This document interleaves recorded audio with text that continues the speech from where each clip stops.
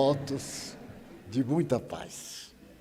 Essas duas músicas que o nosso menino, porque foi da nossa mocidade espírita, veio trazer-nos esta página imortal do Largo de Handel e esse dolce sentire do irmão Sol, irmã Lua, deixam-nos profundamente inebriados e quase com vontade de pedir que ele cante até nós nos cansarmos. Agradecemos muito, Maurício, e lamentamos que você não nos deu tempo de preparar um espetáculo somente com você. Fica, portanto, já o convite, o aviso, quando fizer uma próxima viagem ao Brasil, e em particular a sua casa em Salvador, avisar-nos com antecedência para todos nos deleitarmos com a sua voz maviosa, a sua interpretação perfeita e, sobretudo, a emotividade que você coloca na pauta musical. Muito obrigado.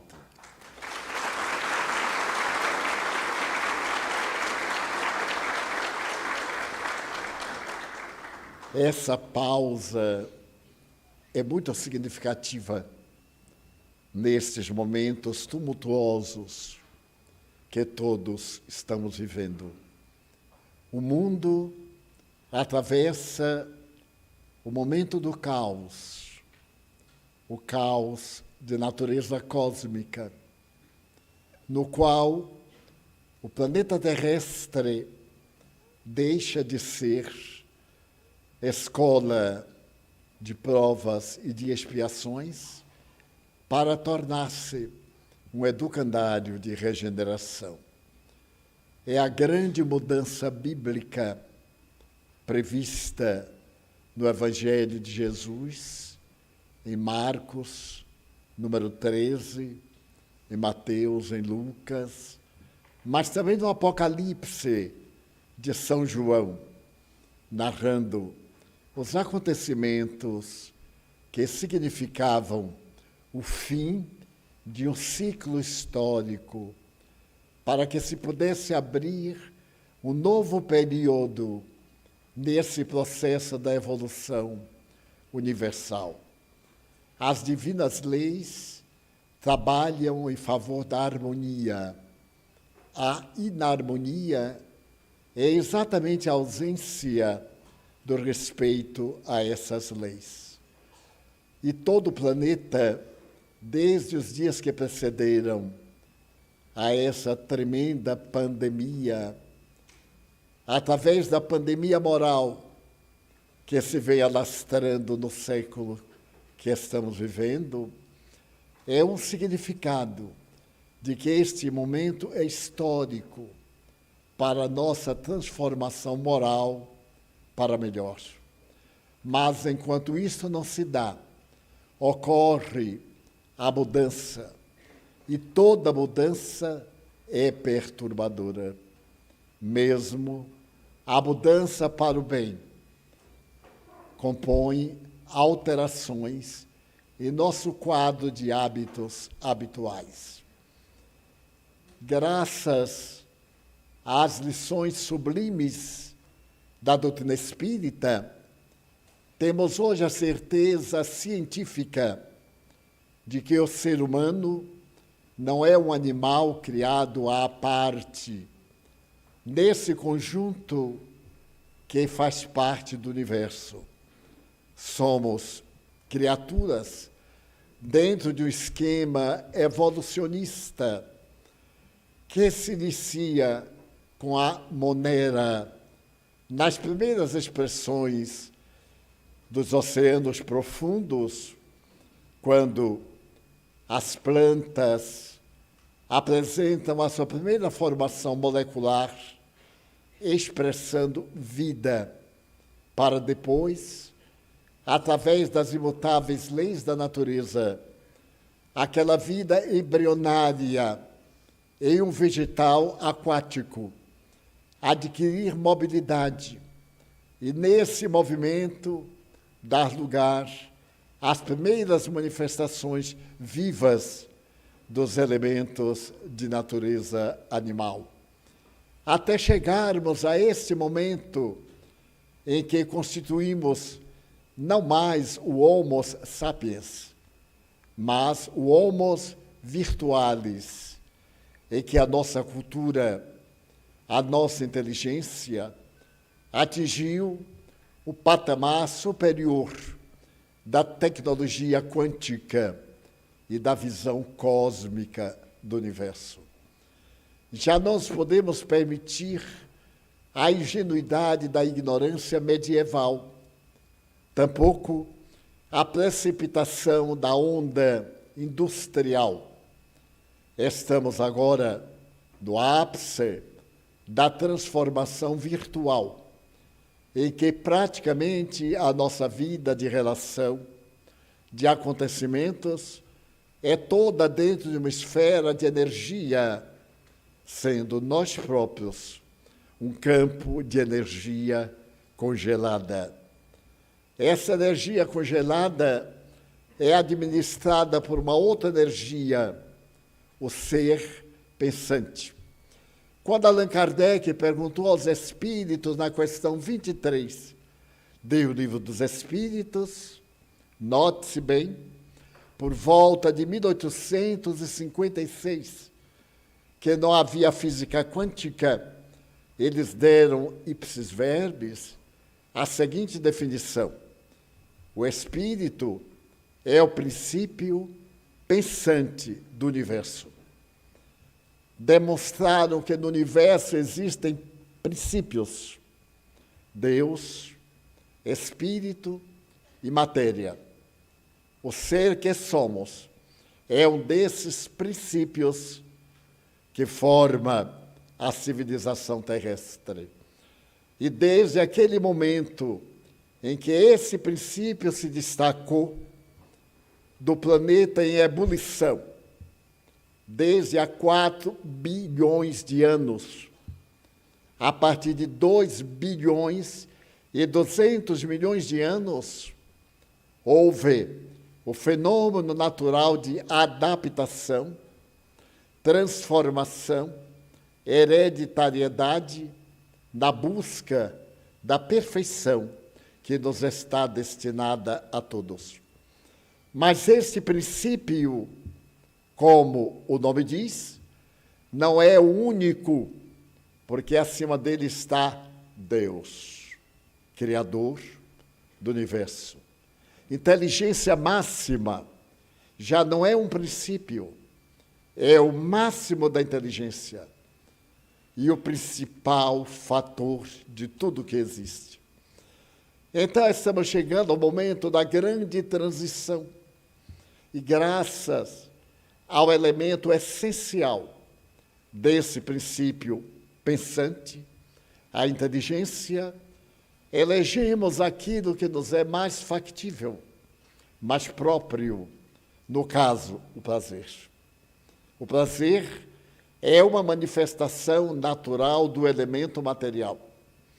E esse elemento material é constituído de instinto e inteligência. O instinto é um automatismo. Ele se nos manifesta através de fenômenos sem a consciência. Aproximamos-nos de um perigo, o instinto nos adverte, porque há uma percepção de natureza original. O instinto ainda é a base do princípio. A inteligência é o efeito da evolução do princípio, é o espírito imortal. Nesse ser ambíguo, nós vamos encontrar 3 elementos essenciais: a energia pensante, a energia que se condensa no modelo biológico e a energia congelada. O princípio real é o psiquismo divino, o espírito. A energia que do espírito se irradia é o corpo astral, que Allan Kardec denomina como perispírito, um envoltório superficial do espírito, que o espírito maneja e a matéria reflete. que a matéria atua e o espírito recebe os efeitos.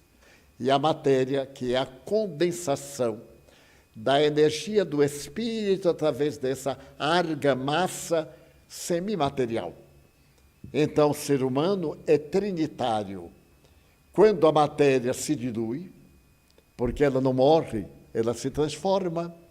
Em universo, tudo se transforma.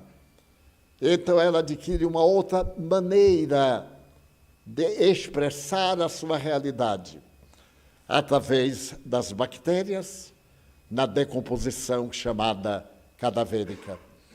Mas, ao ser essa decomposição realizada, aquele envoltório, o corpo astral, permanece com as impressões que transmite ao espírito e que os indianos chamam karma, palavra sânscrita, que significa todo efeito provém de uma causa.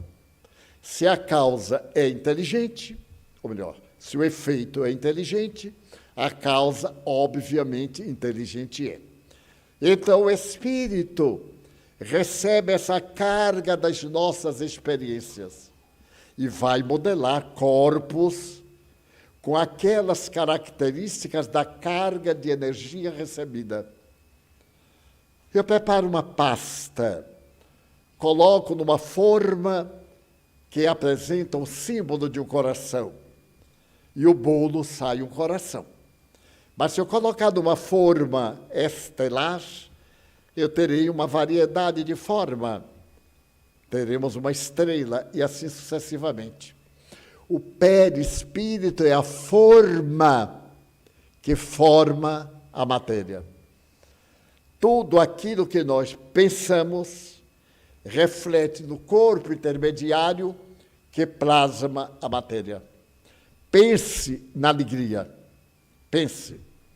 Tente encontrar alegria. Por exemplo, quando eu cheguei, eu vi a decoração do nosso cenáculo.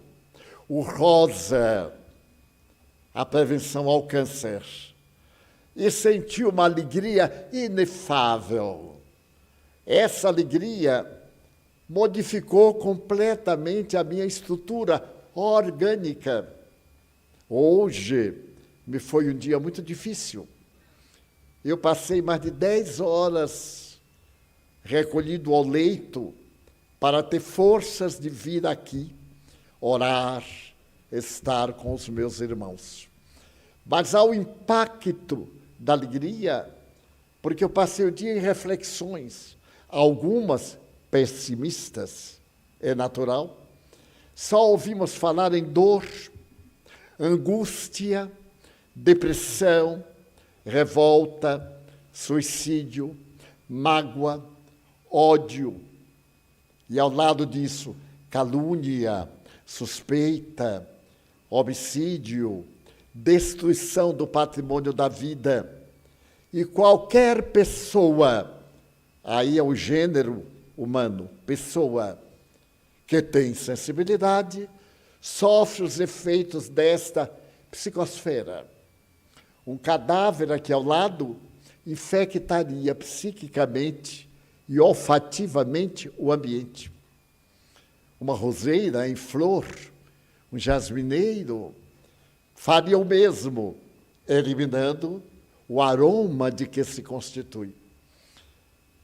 Então, ao me beneficiar dessa grande surpresa, eu me esqueci que estamos no mundo final de provas e já imaginei como deve ser belo o mundo de regeneração.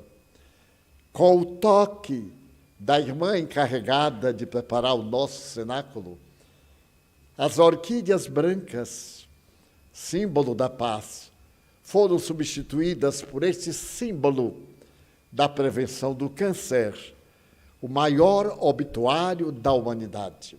Mas, associado a esse obituário, lembrei-me que os especialistas em óbito estabeleceram que na marcha que nós vamos, o câncer vai ser muito pálido em relação à depressão. E já se prevê que a partir de 25, 2025, o maior índice de óbito é através da depressão, isto é, pelo suicídio. Então, imaginemos que morrem 7.000 pessoas por segundo na Terra. E que esses 7.000 tenham a maioria de óbito por desencanto, por desinteresse, por tormento de localização, pela ausência da fraternidade, pela solidão que nos invade a todos.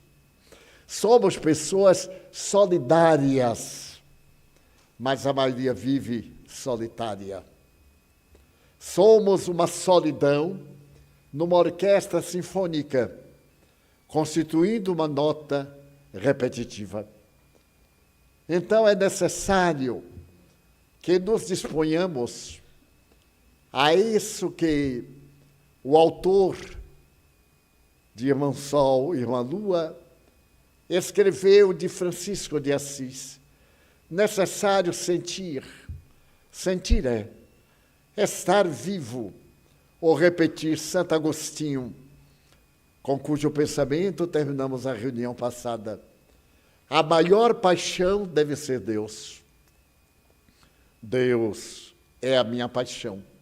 Dizia um homem que era devasso, porque Agostinho de Hipona é uma cidade da África, na época muito próspera. Ele era de Hipona, mas estava em Milão. Ali estava, por ser Milão, uma das maiores capitais do mundo, depois de Roma, à época. E ele tinha uma vida natural, que ele chama de dissoluta, mas em relação ao que eu vejo hoje, era santa, era ingênua, mas para ele já era dissoluta, porque o Evangelho é muito duro, já em pensar cometer-se adultério. Por quê? Porque se nós pensamos, nós mandamos para o perispírito e para o corpo. Ao pensar, nós sentimos. E ao sentir, nós vivenciamos. Vivenciar é agir. Então ele diz que o caminho para essa paixão a Deus é a entrega, como qualquer tipo de amor. Se não há entrega, não há amor, é interesse. A pessoa está sob a condição de interesses. Muito bem. E esses interesses vão levar ao plano físico, porque somos criaturas humanas. De acordo com a paisagem mental, nós agora entramos na psicologia. O ego, aquilo que eu pareço, e o self, aquilo que sou. As duas palavras, uma latina, outra inglesa, o ego, o eu, essa preocupação que nós temos de agradar, de sermos bem vistos, de mentir para estar de acordo com tudo, que o eu profundo, o self, o si mesmo dos ingleses, repudia e muitas vezes lança um conflito entre o que eu aparento e o que eu sou. A grande maioria dos dramas da atualidade, a ansiedade é o ego, a paz é o self, a esperança é o self, a precipitação é o ego. Então, nós estamos no princípio em que deveremos harmonizar o que eu pareço com o que eu sou. Mas entre o que eu pareço e eu sou, o psiquiatra e neurologista de Zurique, Carl Gustav Jung, chama de sombra. Há uma sombra que Allan Kardec, com muita propriedade, chama má inclinação. Todos temos más inclinações, os mais puros, os mais angélicos. Daí o apóstolo Paulo dizer: eu faço o que não quero e não consigo fazer o que eu quero. As más inclinações. Que seriam as más inclinações? As tendências ao prazer do corpo que vão contra as exigências de equilíbrio do self, do espírito. o pecado, na palavra tradicional da Igreja Católica e Protestante, das igrejas. O pecado. Então, Jung chama a sombra. Todos temos sombra. E Joana de Ângeles, discípula de Jung, escreve que esta sombra está em nós, em qualquer situação. Nós estamos conversando, rindo, e a cabeça dele assim, que miserável. Olha para a cara desse cínico. E você está rindo, está comendo o bolo do aniversário. Que tal? Ai, uma delícia, só que tem açúcar demais. A sombra. Ela está sempre nesse jogo do ego. E que nós vamos dizer, mas como? Ela está doce demais para meu paladar. Porque as pessoas estão achando até amarga. E é verdade, porque nós somos uma variedade infinita. Por isso, ninguém é igual a ninguém.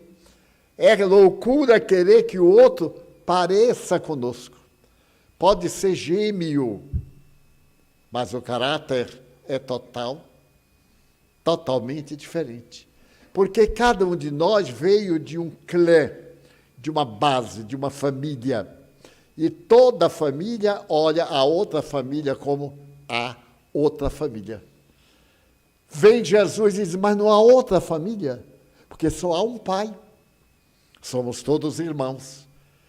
O self, o espírito, trabalha não contra o ego, mas esclarecendo o ego. Essa pessoa é antipática, mas ela é tão gentil. Esta pessoa é linda, mas é tão fútil, é tão ridícula. Então, nós iremos mudando a estrutura do ego. A esse fenômeno chamamos evolução espiritual. E o Espiritismo veio falar sobre isso através das reencarnações, que Jung vai chamar o arquétipo. A palavra arquétipo vem do grego arqués, tipoi, marcas antigas. Quais são as marcas antigas? Os instintos, nossos hábitos. Vários hábitos de que nos libertamos permanecem dentro de nós como herança e às vezes até desaparecem. A mentira. A pessoa cria o hábito de não ser fiel à verdade e cria agora o hábito novo de ser fiel à verdade. Mas de vez em quando derrapa e dá uma risadinha assim. O hábito é terrível. E é tão terrível que em língua portuguesa foi cunhada a seguinte frase: nada pior do que um hábito, porque fazemos por automatismo. Quando adquirimos o que a psicologia nos chama consciência racional, deixamos o automatismo pelo pensado. Alguém me trata mal, eu posso esbofetear, mas não devo. Então é o self. O ego diz, dá uma bofetada. E o self diz, para quê? Não vai mudar o caráter dele. Então olhamos e vemos que a pessoa é grosseira conosco, não porque ela é grosseira, mas é porque ela tem inveja de nós. E a melhor maneira de que se utiliza é rebaixar-nos para ficar melhor do que nós. Quando poderia ser muito fácil superar. Daí outro velho ditado, o que vem de baixo não me perturba. Que fez o cinismo filosófico? Sente no formigueiro para ver. Então o ego e o self estão no intermédio desta sombra, que são as heranças do meu bem-estar. Então qualquer pessoa que afete o meu bem-estar, a minha sombra considera antipático. Mas o meu self diz, conquiste-o. Não faça antipático, não fique igual a ele, seja melhor. E como conquistar? Não revidando mal por mal, filosofia de Jesus. Jesus foi odiado, mas a ninguém odiou. Porque qual é o benefício que traz o ódio? A antipatia. E todo esse introito, um pouquinho complexo, eu reconheço, para dizer o momento que nós estamos. No mundo todo, em particular no Brasil, às vésperas da eleição. O nosso ego predomina. A nossa verdade é maior do que a vossa conduta. O que eu penso é o que está certo. Ego.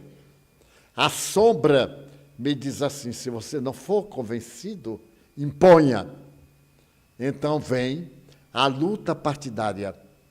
É curioso, em uma análise filosófica, já na Grécia, se dizia que o partido significa incompleto, porque não é inteiro, é partido.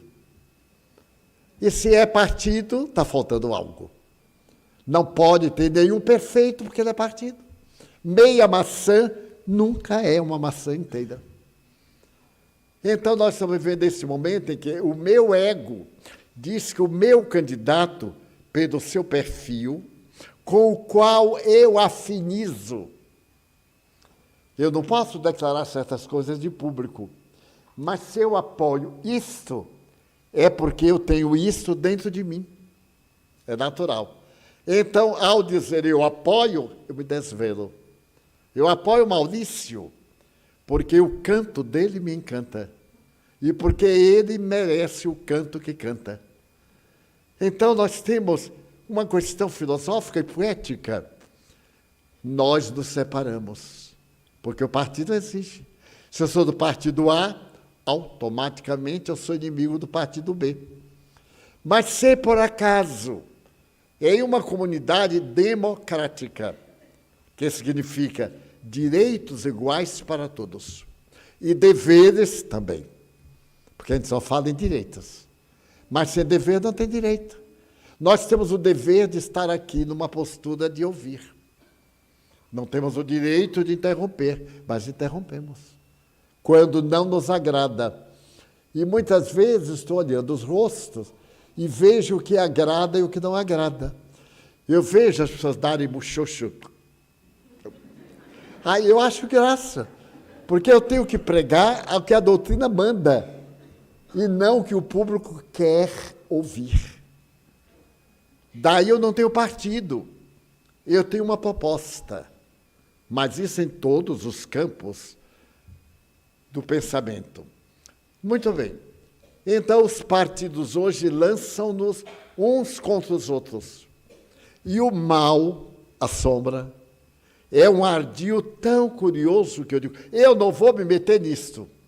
Mas, ao assimilar o partido, já ficou com raiva do outro. É um fenômeno automático. Quem não é a favor, contra se torna. Não, mas eu não sou contra nada. Eu só me oponho. É questão de verbo. O verbo opor ao substantivo de estar contra. Desta forma, nós estamos vivendo dias em que as famílias se desajustam. Dentro de casa, as pessoas estão inimigas umas das outras, porque ela é Margarida e a outra é Otaviana, ou seja, um outro nome qual for. E aí fica inimiga. E na hora da vitória, vai ver. A sombra se transformou no transtorno emocional, porque é a ação da sombra. A sombra é a ausência da luz. A luz é o bem, é o amor. São as leis de Deus. A sombra, tudo aquilo que vai contra as leis de Deus. Então, nesse barato, ninguém escapa.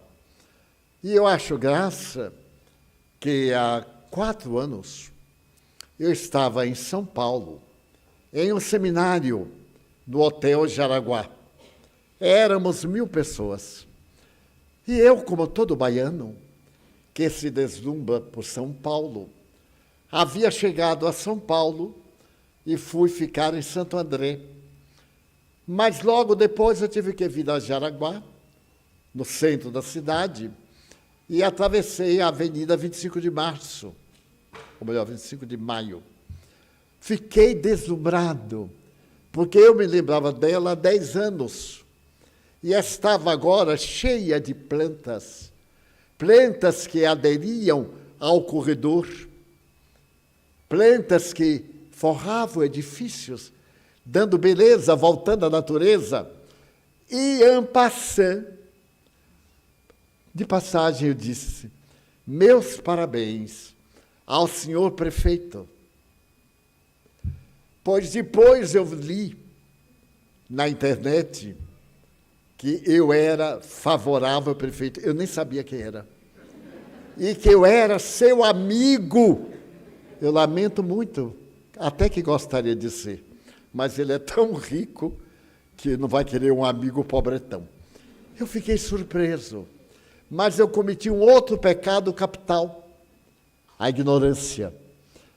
Mais tarde, eu expressei-me assim: segundo a República de Curitiba, era uma expressão que se usou muito, digamos que há uns 6, 8 anos, referindo-se àquele grupo de pessoas, advogados, legisladores que em Curitiba criaram o movimento de legalização do bem e de punição daquilo que eles achavam errado.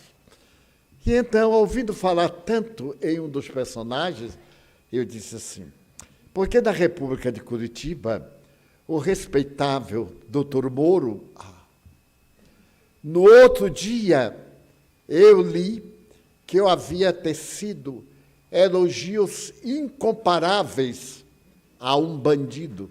Eu não sabia que ele era bandido até então. Então, eu achei aquilo tão engraçado que digo: eu tenho que ter cuidado. Até quando eu falar sobre Jesus, eu tenho que ter cuidado. Porque tem os anticristos. Bom, mas eu não dei importância. Eu confesso que não dou mesmo importância. Eu tenho consciência do que falo. Passou, e eu passei a ser partidário de direita. Eu nem sabia que tinha direita, esquerda, tripés e tal. E passei a ser execrado por amigos que me beijavam as mãos, também beijavam o rosto, e me desejavam toda a plenitude, que eu continuo desejando, a plenitude. Mas é opinião. Aí está a questão do ego e do self. Seu ego era muito maior do que o seu self, que me queria bem. Somente porque esses indivíduos pensavam diferente. Direito inalienável da criatura humana, pensar. Um dos primeiros códigos dos direitos humanos é liberdade de pensamento. Quando os livros espíritas foram queimados em Barcelona, no dia 9 de outubro de 1861, os guias espirituais disseram que se queimam livros, mas não se queimam ideias. Ideias são superadas por outras e não combatidas. Quanto mais combater uma ideia, mais colocamos fogo na lenha e ela se torna conhecida. Quer matar uma ideia? Não diga nada. Ela morre por falta de vitalidade. Mas o Brasil é um país especial. Então, eu tenho um amigo advogado que, para mim, é um gênio. E ele me dizia: Divaldo, o Brasil é tão especial que se apresenta uma lei. E aí todo mundo: não, essa lei não pega. Mas, meu Deus, quem já viu lei que pega e que não pega? Foi feito, é lei, tem que pegar. Mas no Brasil não pega. Muitas leis não pegaram até hoje. Eu também já disse: isso não pega. É porque o Brasil é assim. É o lugar da esperança, da alegria de viver, com as suas dificuldades. Muito bem. Chegamos ao momento. E eu tenho uma correspondência muito vasta. Eu recebo muita carta convencional, e-mail, eu recebo mais de 50 por dia. WhatsApp, às vezes 110, 120. Não dá tempo de ler. E amigos me dizem: você responde, muito obrigado. Mas se eu for escrever uma página de gratidão a cada um, eu tenho que tirar cópia. Aí não dá. Por gentileza, às vezes eu nem terminei, porque uma pessoa mandou um e-mail, um WhatsApp de 6 páginas. É falta de caridade. Porque haja Deus, a gente lê aquelas 6 páginas. Quando chegar no fim, não lembra do começo. Mas se fossem 2 ou 3, até que vá lá. Mas mais de 50 diário. Bom, mas vamos, eu tenho muito prazer. Não posso responder a todos, é claro, mas tenho muito prazer. Então, não pude escapar do partido. E então perguntaram, Divaldo, você é da direita ou da esquerda? Eu disse, eu sou ambidestro. Eu trabalho com as 2 mãos. Não, e partidariamente eu digo, não sei. Porque se eu me partir, eu me despedaço. Porém, amigos sinceros perguntam, em quem você vai votar? E aquela resposta caiu de moda. O voto é secreto. Nunca vi um voto tão público como o nosso. É curioso. E ninguém fica com raiva, não. A gente só faz assim, nossa, que decepção. Porque ele votou no outro candidato, não votou no nosso candidato. Então, agora, às vésperas da eleição, eu resolvi dizer quem é meu candidato e em quem eu vou votar. Mas como as palavras são traiçoeiras, eu me recordei de Allan Kardec, porque é o mestre. A doutrina que eu abraço foi por ele codificada. Naturalmente, eu tenho que recorrer a ele. E no Evangelho segundo o Espiritismo, há um capítulo dedicado ao Consolador que Jesus prometeu. Mas no item número 3, há uma página de uma beleza lírica, tanto do ponto de vista literário, como do ponto de vista ético, psicológico e terapêutico. Vão me perdoar a leitura. Leitura sempre é muito desagradável. Mas eu prometo que acabo antes da meia-noite. O homem de bem, diz Allan Kardec, o verdadeiro homem de bem é o que cumpre a lei de justiça, de amor e de caridade na sua maior pureza. Se ele interroga a consciência sobre seus próprios atos, perguntará a si mesmo se não violou essa lei, se não praticou o mal, se fez todo o bem que podia, se desprezou voluntariamente alguma ocasião de ser útil, se ninguém tem qualquer queixa dele. Enfim, se fez a outrem tudo o que gostaria que lhe fizessem. Tem fé em Deus, em sua bondade, na sua justiça, na sua sabedoria. Sabe que nada acontece sem a sua permissão e se submete à sua vontade em todas as coisas. Tem fé no futuro, razão pela qual coloca os bens espirituais acima dos bens materiais. Sabe que todas as vicissitudes da vida, todas as dores, todas as decepções são provas ou expiações e as aceita sem murmurar. Possuído do sentimento de caridade e de amor ao próximo, faz o bem pelo bem. Sem esperar paga alguma, retribui o mal com o bem. Toma a defesa do fraco contra o forte e sacrifica sempre seus interesses pela justiça. Encontra satisfação nos benefícios que espalha, nos serviços que presta e fazer felizes os outros, nas lágrimas que enxuga, nas consolações que prodigaliza aos aflitos. Seu primeiro impulso é para pensar nos outros antes de pensar em si. É para cuidar do interesse dos outros antes do seu próprio interesse, contrariamente ao egoísta que calcula os proventos e as perdas de toda ação generosa. É bom, é humano, é benevolente para com todos, sem distinção de raças, nem de crenças, porque em todos os homens vê irmãos seus. Respeita nos outros as convicções sinceras e não lança anátema aos que não pensam como ele.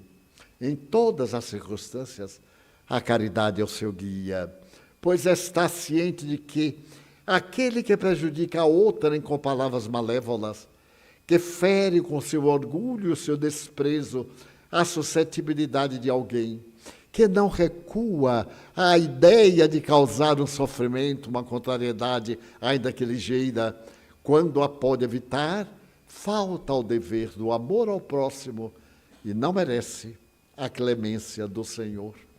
Não tem ódio, nem rancor, nem desejo de vingança. A exemplo de Jesus, perdoa e esquece as ofensas, não se lembrando senão dos benefícios, por saber que ele será perdoado conforme haja perdoado. É indulgente para as fraquezas alheias, porque sabe que também tem necessidade de indulgência, e se recorda dessas palavras do Cristo: atire-lhe a primeira pedra, aquele que estiver sem pecado. Não se complaz em rebuscar os defeitos alheios, nem em evidenciá-los. Se há necessidade a isso obriga, procura sempre o bem, o que possa atenuar o mal. Estuda suas imperfeições e trabalha incessantemente em combatê-las. Emprega todos os esforços para poder dizer no dia seguinte que traz em si alguma coisa melhor do que na véspera. Não procura dar valor ao seu espírito, nem aos seus talentos à custa de outrem. Ao contrário, aproveita todas as ocasiões para fazer ressaltar o que seja proveitoso aos outros.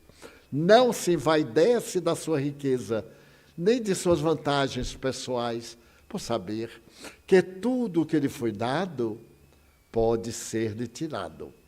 Usa, mas não abusa, dos bens que lhe são concedidos, porque sabe que é um depósito de que terá de prestar contas e que o emprego mais prejudicial que lhe pode dar é o de aplicá-lo à satisfação de suas paixões.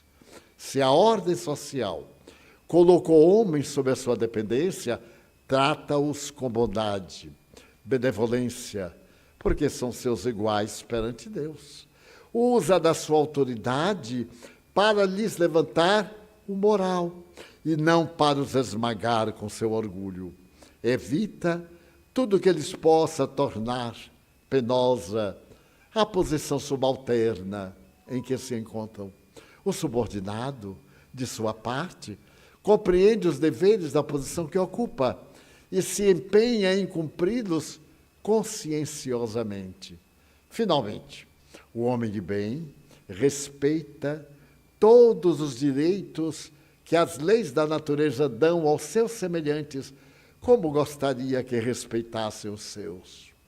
Não ficam assim enumeradas todas as qualidades que distinguem o homem de bem, mas aquele que se esforce por possuir as que acabamos de mencionar, já se acha no caminho que conduz a todas as demais. O meu candidato é o homem de bem. Aquele que tiver um perfil que se enquadre dentro dessas leis, seja o nosso candidato. É um direito que nós temos de eleger o nosso perfil representado no outro. Mas não temos o direito de nos inimizarmos, porque este vai nos dar uma dentadura e aquele nos vai dar um par de alpercata. Porque isso gasta, mas o seu governo vai ficar para 230 milhões de criaturas que somos nós no Brasil. Então, orar, seja quem for que se encontre na situação diretiva, para que seja justo, honorável, complacente no bem e misericordioso. Então, nestes dias, eu deixo para todos nós, para mim também, essa página de Allan Kardec. Eu sou um bom leitor, desde criança que eu gosto de ler, mas eu nunca li uma síntese, tão perfeita sobre o homem de bem, o homem bom, o homem nobre, como essa de Allan Kardec.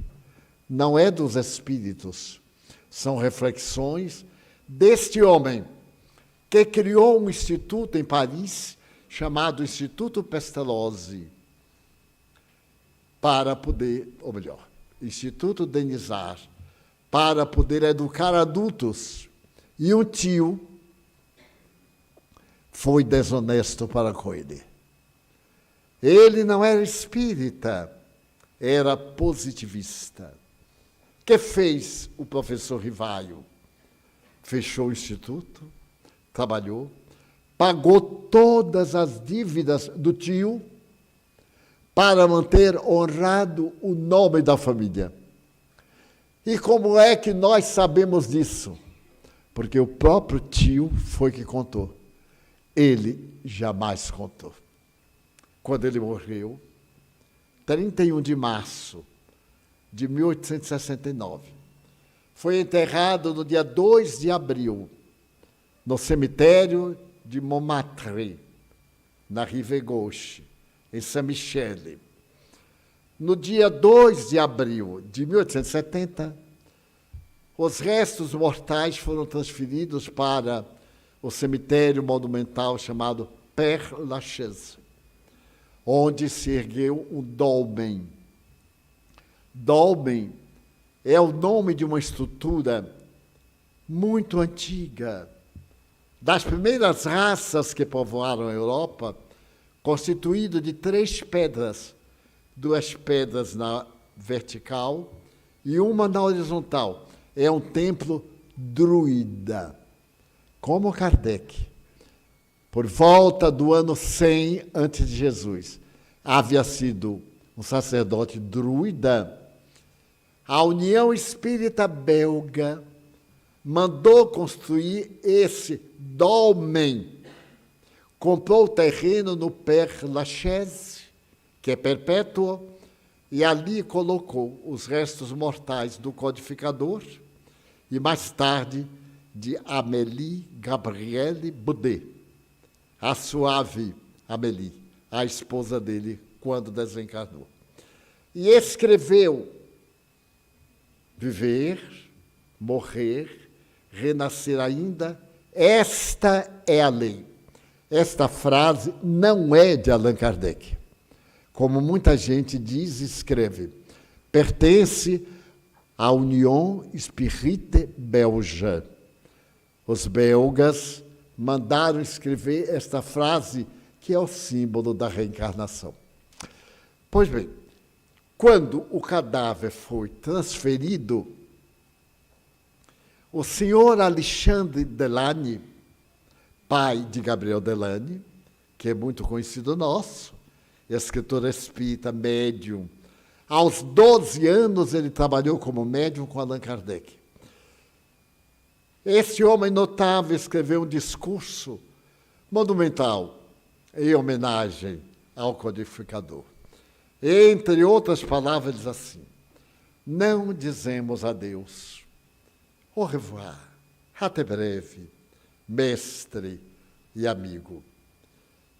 Allan Kardec já havia sido homenageado por Nicolau Camille Flammarion, o maior astrônomo francês e mundial do século XIX, que diante da sepultura disse também esta frase: Monsieur Allan Kardec est le bon sens incarné. Allan Kardec é o bom senso encarnado. Eu acho que o maior elogio que se pode oferecer a alguém dizer é o bom senso. É o equilíbrio, é o homem de bem. E então Kardec representa para nós este homem de bem. Se nós encontrarmos alguém que se está esforçando, não é necessário que já esteja excelente, mas é necessário que esteja esforçando-se para ser hoje melhor do que ontem, amanhã melhor do que hoje. Então demos o nosso voto com muita alegria. Desculpemos-nos uns aos outros. Abracemo-nos fraternalmente, porque o seu bem é bom para mim. Na pandemia, quem se contagiava era uma ameaça a quem tinha saúde. É a mesma coisa. Se nós nos contagiarmos do ódio, da revolta, nós vamos prejudicar o nosso próximo. Assim, pensando longamente, me veio esta ideia de compartilhar, como está na moda, de partilhar com os irmãos que buscam o conhecimento espírita, uma maneira de não se deixar infectar, porque infecta é uma doença. O ódio é uma doença. É uma doença tão grave que a Organização Mundial de Saúde escreveu da seguinte forma: a violência é uma doença que deve ser tratada no espírito. E a Organização Mundial de Saúde não é espírita. Espírito aí tem o sentido de mente, de psique. Então a violência é uma doença que tem que ser tratada na sua essência. E nós procuremos o bem. Porque estamos num momento também cósmico. Ao lado da civilização, há um outro pensamento civilizatório. E vou encerrar com uma lição notável de Chico Xavier. Um amigo muito querido em Uberaba, que dirige um centro espírita, digamos que há 30 anos, enfermou e esteve com os médicos locais. Uberaba tem uma excelente universidade, faculdade de medicina muito boa, ilustres médicos uberabenses, como hoje o Dr. Nubor Facuri, um grande neurologista que reside em Campinas, um excelente mestre. E eles não conseguiam debelar a alergia. O homem padecia estertores, emagrecia a olhos vistos, e resolveram mandá-lo ao Hospital Einstein, em São Paulo, que é considerado um dos 10 melhores do mundo. Ele foi, submeteu-se a um check-up cuidadoso, e ao terminar, confirmou-se que era um problema alérgico, somente que não se conseguiu descobrir a que ele era alérgico. Então se cuidou de uma dieta alimentar rigorosíssima. Há uma dieta comportamental, por causa do mofo, dos aparelhos refrigerados, da poeira, enfim. E ele voltou e continuou emagrecendo. Estava quase a desencarnar, quando uma amiga foi visitá-lo e disse: fulano, ontem nós estávamos na comunhão espírita cristã e ao terminar a reunião, Chico Xavier perguntou por você. Eram amigos. E lamentou não poder visitá-lo. Ele anda adoentado. Mas mandou-lhe um recado. A sua doença é uma obsessão. Espíritos do mal desejam destruí-lo por causa do bem que você está fazendo. São inimigos desencarnados. Não tome mais remédio nenhum. Água fluidificada, passes, oração e trabalho. Você vai vencê-los através da sua fidelidade a Jesus. Já era o que, de certo modo, ele estava fazendo. Porque continuou trabalhando. Doente, ele ia capengando, ia debilitado, mas ia ao trabalho. Uma semana depois, ele teve um sonho. Sonhou que encontrava o Chico. E os dois se abraçaram. E o Chico perguntou: como vai do problema? E ele disse: olha, Chico, estou esperando desencarnar. porque não tem nada que me mantenha, estou desnutrido. O Chico sorriu e disse assim, ué, desencarnar precisa ter merecimento. Graças a Deus eu não tenho nenhum. Sorriu. E quando ele acordou, estava absolutamente curado.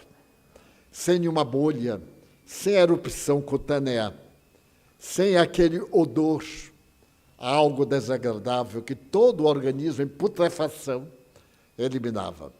E o curioso é que isto me veio à lembrança anteontem. A variedade de depressões, os dramas ocultos do mundo espiritual. E eu resolvi telefonar para ele. Ainda está reencarnado, mais velho do que eu, olha que coragem. Ele perguntou, Divaldo, como você vai? Eu digo, meu filho, com 95. Ele disse, qual é o problema?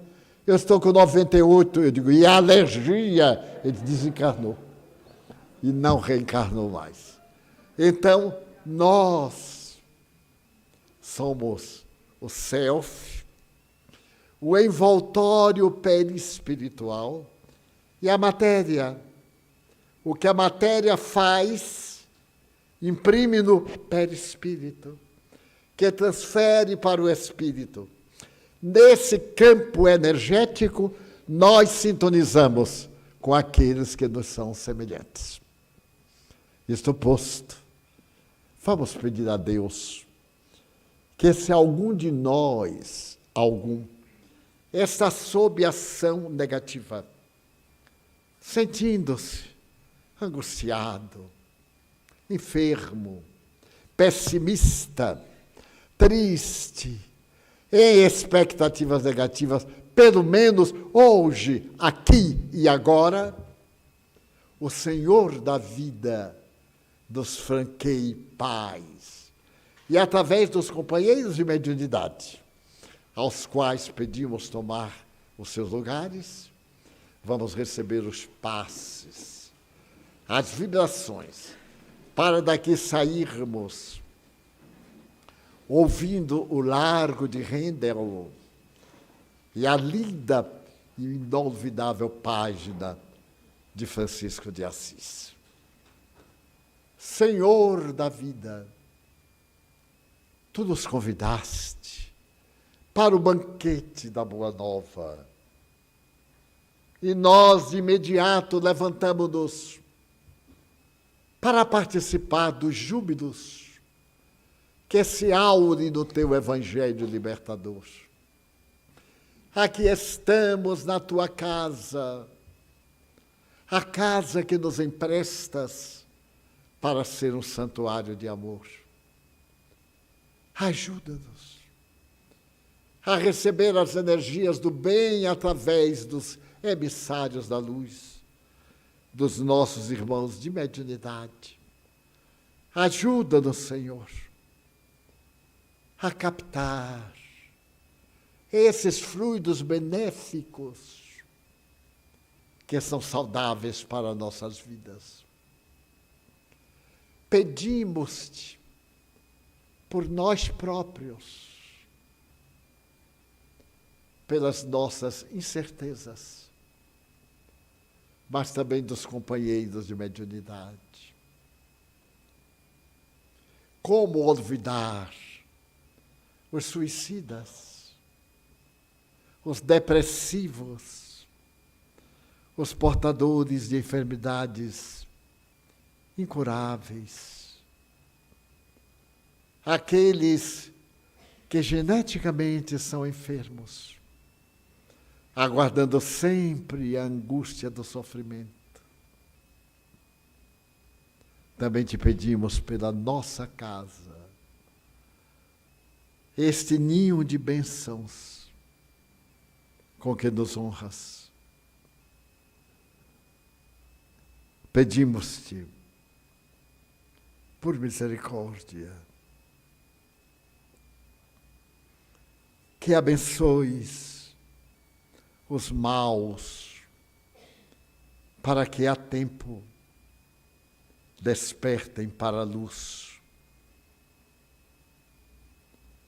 também te pedimos pelos nossos familiares, aqueles a quem amamos, e incluímos os que não gostam de nós, de quem nós não gostamos. Na tua inefável misericórdia, ajuda-nos a ter paz, a sairmos daqui pacificados, pacificadores. Abençoa nossa água, para que ela se impregne de propriedades curativas, pela paz do Brasil, pela paz na terra. Abençoa nosso irmão Maurício, na sua jornada de beleza e de encantamento, trazendo as musas da música, da alegria para o mundo. Em teu nome, em nome de Deus, da Mãe Santíssima e dos Espíritos bons, encerramos a nossa reunião com votos de muita paz para todos. Que o Senhor siga conosco. Está encerrada a sessão.